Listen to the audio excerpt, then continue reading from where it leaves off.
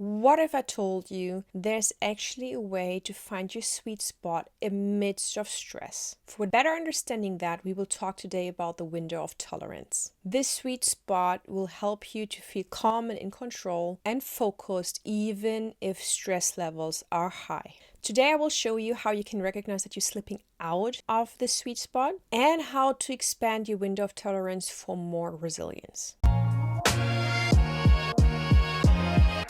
Hello, my name is Linda Melun. I'm a self-leadership and leadership coach accredited by the International Coaching Federation. Your window of tolerance impacts directly how you deal with tough situations, difficult conversations, and overall how you respond and react when you are under pressure. People with an extended window of tolerance usually show more resilience, while people with a smaller window of tolerance are usually weaker with dealing with stress and pressure. Of course, we learn resilience to some extent in our childhood and young adulthood, but it doesn't mean that as adults we cannot grow in our window of tolerance. No matter what age, you can grow in your resilience, and you should grow in your resilience. There will be areas where it will be very easy and smooth for you, and you think like, oh, I have a great window of tolerance because you see others struggle in these situations. However, there might be situations where you struggle and the others are more resilient. So don't measure yourself in comparison to others, but rather look at the indicators you see in your own life.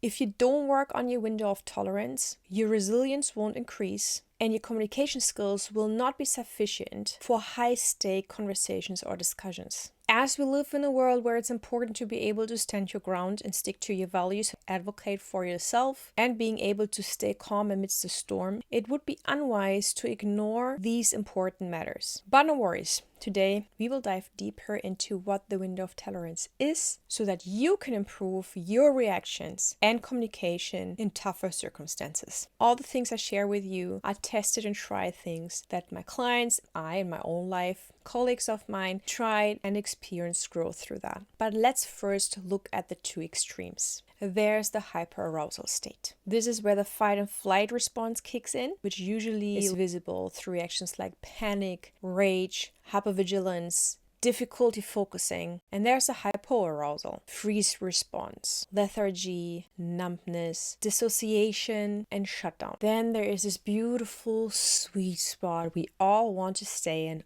all the time. This is where you feel calm and safe, present, alert, at peace with yourself. You're able to think clearly and respond rather than react. The stress becomes or is manageable. It is important to understand that it's a range. There's not a fixed status quo. You can go in the window up and down and maybe feel more into one direction, but you are able to stay in this window of tolerance. So it's not about finding the perfect balance and it's a straight line. You always stay in the same mood, but about awareness. Where are you at right now in this window? The more self-awareness you have, the more space you have to move inside this window without stepping into one of the extremes. An expansion is possible with practice. Important is also to acknowledge that if you are facing right now extreme health issues, dramatic situations within your family or at work, of course it will be harder for you right now stay in the window of tolerance. We start for now with day-to-day life, day-to-day stress, some peak stress points, maybe at work or in family. Let's practice with the life or the things that are in your life right now where it is realistic to work on your resilience. Of course, on the long run, it can help in very dramatic life situations. For now, let's hope and pray it doesn't have to go to that extreme. So to grow your window of tolerance, it is important to understand where you're at and where are you right now in your window of tolerance. So there are a few questions you can ask yourself to keep track. For some people, it can actually help to visualize this window of tolerance. Which direction am I going right now? And to stay alert in that moment. How do you notice when you're near the edges? If it's the hyper or hypoarousal, what different indicators do you observe or did you observe so far that indicate to you,